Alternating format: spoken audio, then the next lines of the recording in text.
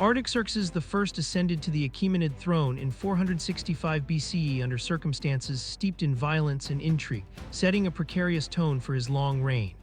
His father, Xerxes I, was assassinated not by an external enemy but from within the heart of the court. The chief conspirator was Artabanus, the Hazarapet or commander of the royal bodyguard, arguably the most powerful official in the empire. Artabanus, potentially aided by a eunuch named Ascamenid, saw an opportunity to seize power or manipulate the succession to his advantage. The precise sequence of events following Xerxes's murder remains clouded by conflicting accounts from Greek historians, who themselves often relied on second-hand or potentially biased court narratives.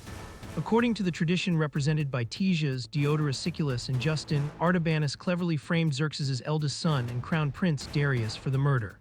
He then persuaded the younger Artaxerxes to avenge the supposed patricide by killing his own brother. Having eliminated one heir, Artabanus, seeing his plan prosper, then turned on Artaxerxes himself, striking him with a sword. Artaxerxes, however, survived the attack and killed Artabanus, securing the throne. Justin adds the detail that Artaxerxes, though only a boy, cleverly used a troop review to disarm Artabanus before striking him down. A contrasting version is offered by the philosopher Aristotle, who claims Artabanus killed Prince Darius first, without royal orders, and then murdered Xerxes out of fear of the king's retribution. Regardless of the exact order, the outcome was the same. Artaxerxes I came to power through bloodshed, eliminating both his elder brother and the powerful official who orchestrated the initial coup. Some accounts suggest the general Megabyzus, Artaxerxes' brother-in-law, played a role in helping the young king eliminate Artabanus and his faction. Babylonian astronomical and administrative texts provide chronological anchors, suggesting Artaxerxes I's reign officially began sometime before the start of the Persian New Year in 464 BCE. This violent transition was more than just a dramatic episode. It was symptomatic of underlying vulnerabilities within the Achaemenid power structure. The ability of a high official like Artabanus to murder the king and nearly usurp the throne reveals the immense power concentrated in certain court positions and highlights potential fault lines within the ruling elite. The fact that Artaxerxes had to eliminate rivals, including his own brother, points towards factionalism and the constant potential for instability inherent in the dynastic succession process, a pattern that would tragically repeat itself later in Achaemenid history.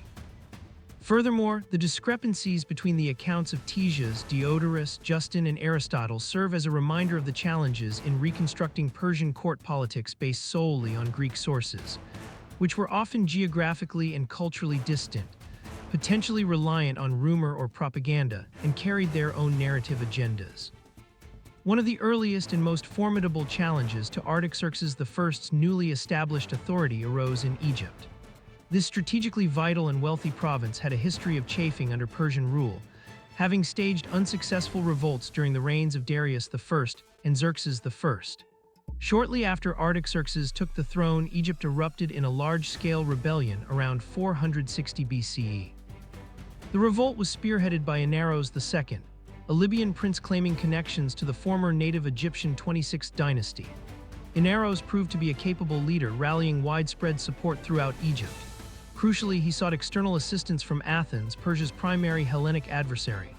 Athens responded positively, likely seeing a golden opportunity to strike a blow against the Persian Empire, divert Persian resources, and perhaps gain access to Egypt's wealth and grain. They dispatched a substantial fleet and military force, the scale of which is debated, with Thucydides citing over 200 ships initially and Ctesias a much lower figure of 40, transforming the Egyptian uprising into a major international conflict. The combined Egyptian and Athenian forces achieved significant early successes. At the Battle of Papremis in 460 BCE, they decisively defeated the Persian army stationed in Egypt, killing the satrap Achaemenes, who was Artaxerxes' brother. The victorious rebels gained control over Lower Egypt and besieged the remaining Persian forces and loyalists within the formidable citadel of Memphis. The situation was serious enough that Artaxerxes attempted a diplomatic maneuver, sending an envoy to Sparta to bribe them into invading Attica, hoping to force Athens to recall its forces from Egypt. When this failed, the great king committed to a massive military response. A large Persian army and fleet were assembled under the command of one of his most trusted and competent generals, Megabyzus, the satrap of Syria, possibly assisted by Artabanus, the satrap of Phrygia. Megabyzus's campaign turned the tide of the war. He marched into Egypt, lifted the long siege of Memphis, defeated the Egyptian and Athenian forces in open battle, and drove the Athenians to take refuge on the island of Prosopitis in the Nile Delta. There, the Persians besieged the Athenians for a protracted period, reportedly 18 months according to Thucydides. Megabyzus employed an ingenious tactic. By digging canals, he diverted the water of the Nile branch surrounding Prosopitis, grounding the Athenian ships and allowing his infantry to assault the island across the now dry riverbed. The Athenian resistance collapsed. According to Thucydides, most of the Athenian force perished, with only a few escaping through Libya to Cyrene.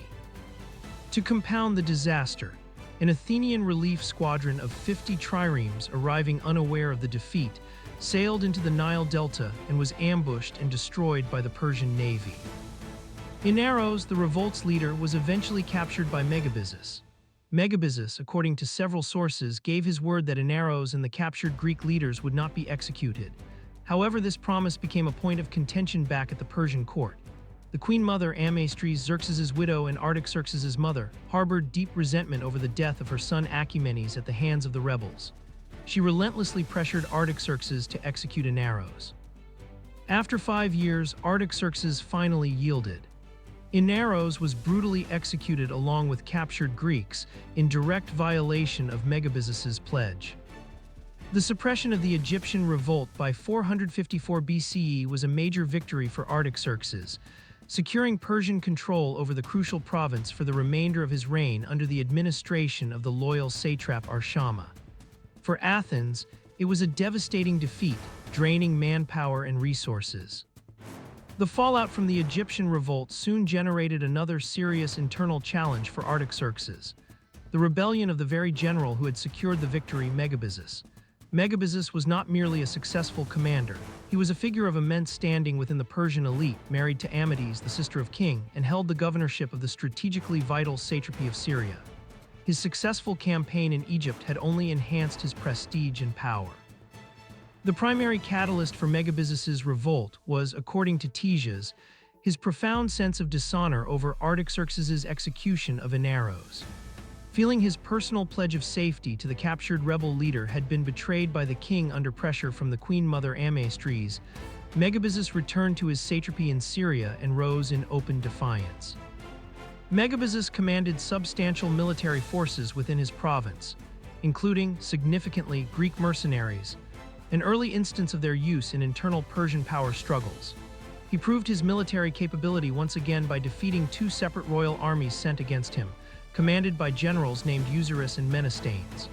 One account even suggests Megabyzus deliberately engaged the opposing generals in single combat to minimize Persian casualties.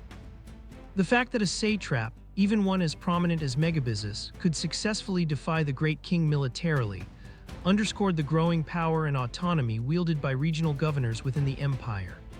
It revealed potential fractures in the imperial administrative structure, where the very individuals entrusted with maintaining control in vast territories possessed the means to challenge the center.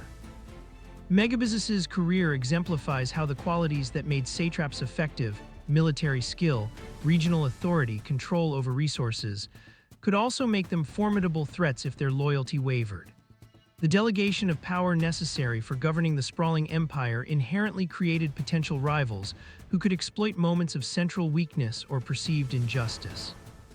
Ultimately, the conflict with Megabyzus was resolved not through military subjugation, but through negotiation and reconciliation. This process reportedly involved the intervention of high-ranking royal women, Artaxerxes' mother Amidst and Megabyzus' wife, and the king's sister Amidst. Megabyzus was offered an apology and pardoned, eventually returning to royal favor.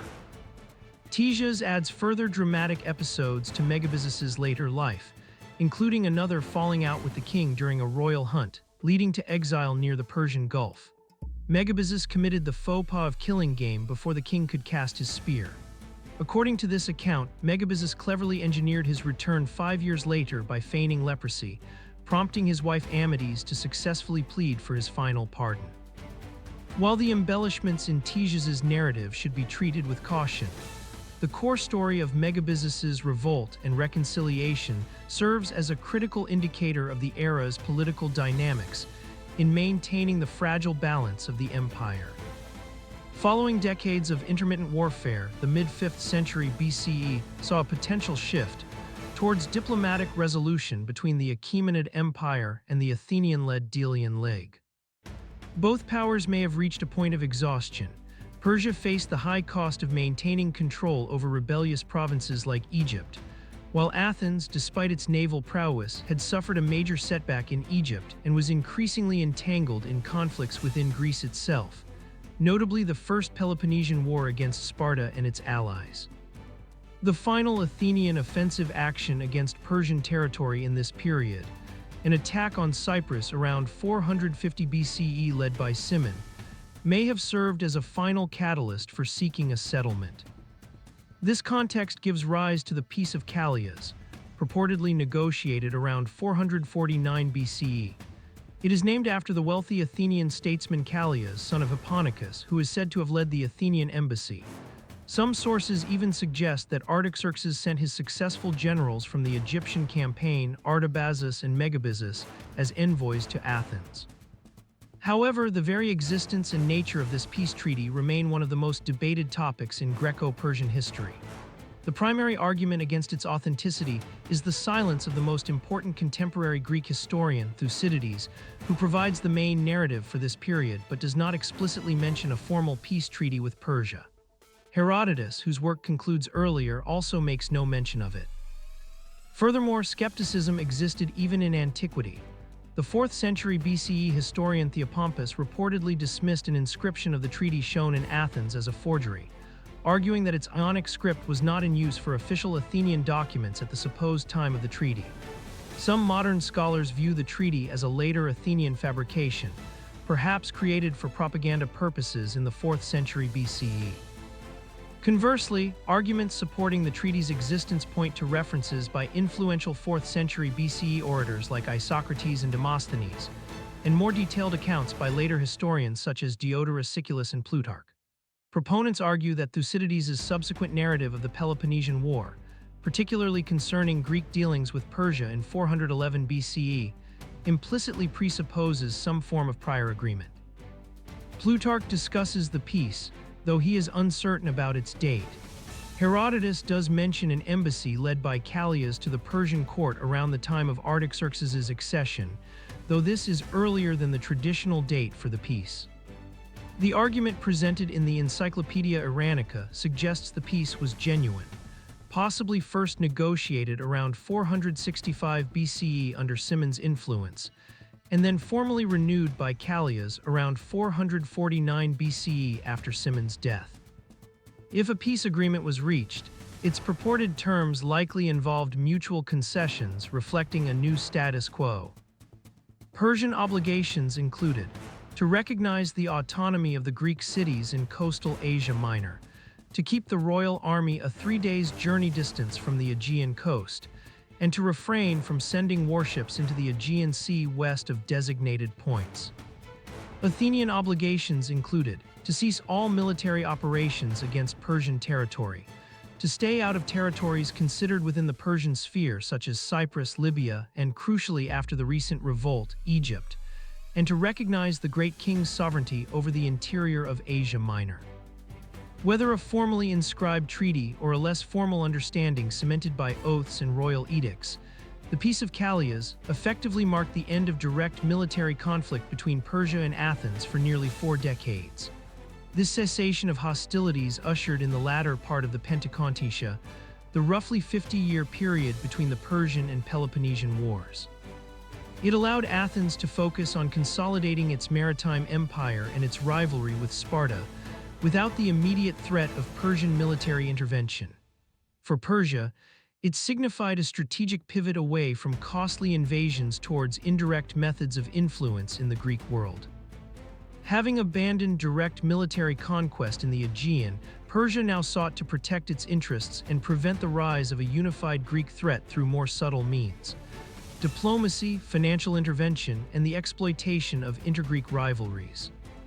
The primary agents of this policy were the Persian satraps stationed in Western Asia Minor, particularly those governing the wealthy and strategically important provinces of Lydia and Hellespontine Phrygia.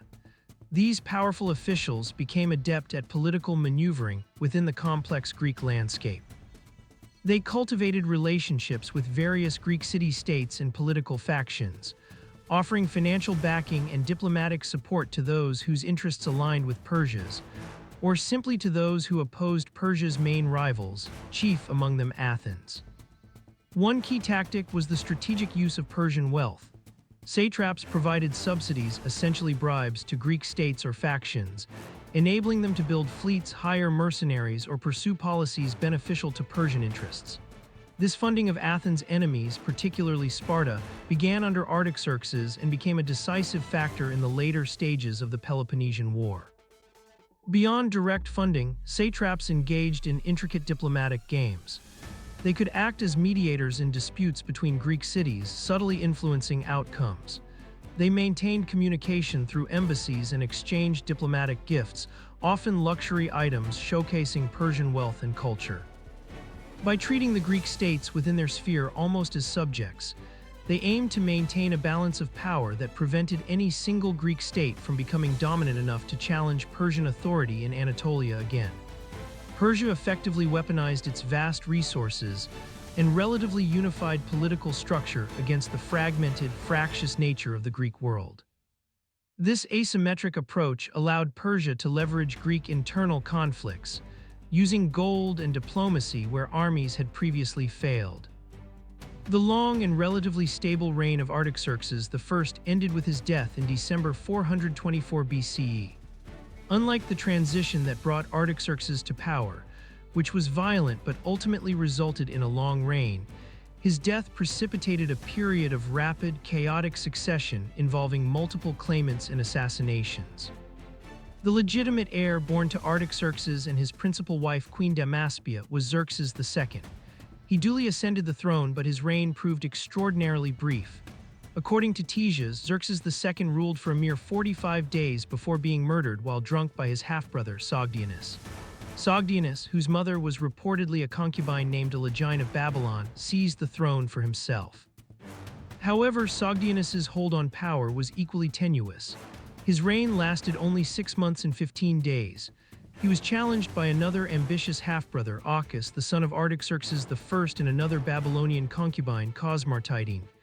Greek sources later consistently refer to him by the epithet Nothus, meaning bastard, highlighting his maternal lineage.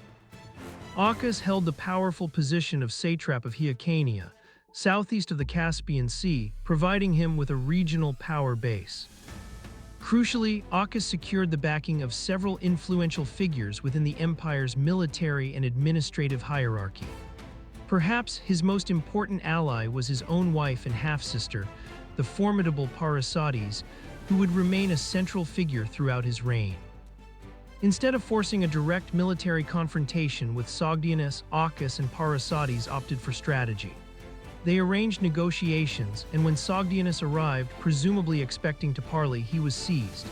His end, according to Ctesias, was particularly gruesome. Execution by being suffocated in a pit filled with hot ashes, a method sometimes used for high-ranking offenders. Having eliminated his rivals, Ochus ascended the throne, adopting the regnal name Darius II. This choice was likely a deliberate attempt to connect his rule with the prestige and perceived legitimacy of the empire's great organizer, Darius I. This vulnerability, where the death of a long-reigning monarch could unleash fierce competition among multiple potential heirs, legitimate and illegitimate, each with access to some degree of power or influence, represented a recurring Achilles heel for the Achaemenid dynasty. Interestingly, a significant discrepancy exists between the Greek narrative sources and contemporary Babylonian administrative records. While Ctesias details the brief reigns of Xerxes II and Sogdianus, Babylonian business documents from the period show no trace of them, dating transactions directly from the end of Artaxerxes' reign to the beginning of Darius II's. This could imply several possibilities. The succession struggle was geographically contained and not recognized empire-wide. Darius II's faction successfully erased his ephemeral rivals from the official record in key administrative centers like Babylon. Or as some scholars suggest, the struggle actually took place during the first months or year of Darius II's reign, before his authority was fully consolidated and universally acknowledged, rather than strictly preceding his accession.